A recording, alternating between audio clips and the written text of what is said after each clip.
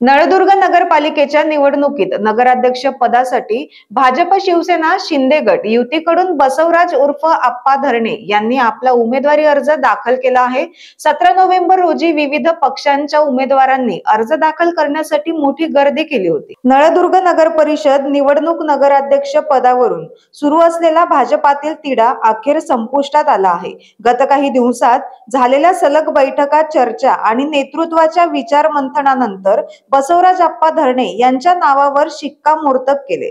विधानसभा निवडणुकीत भाजपचे युवा नेते सुनील चव्हाण आणि आमदार राणा जगजितसिंग पाटील यांच्या नेतृत्वावर विश्वास ठेवत बसवराज धरणे यांनी भाजपात प्रवेश केला।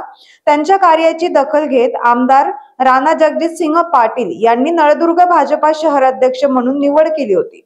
नळदुर्ग नगरपालिका सार्वत्रिक निवडणुकीत नगराध्यक्ष पदासाठी बसवराज उर्फ आप्पा धरणे यांनी भाजपाकडून उमेदवारी अर्ज दाखल केला आहे। बसवराज आप्पा धरणे यांनी समर्थकांसह नगरपालिकेत दाखल झाले होते। अर्ज दाखल प्रक्रियेदरम्यान संबंधित निवडणूक निर्णय अधिकारी आणि सहाय्यक अधिकाऱ्यांच्या उपस्थितीत सर्व कागदपत्रांची पडताळणी करण्यात आली। आवश्यक सर्व औपचारिकरित्या पूर्ण केल्यानंतर त्यांच्या अर्जाची नोंद अधिकृतरित्या करण्यात आली।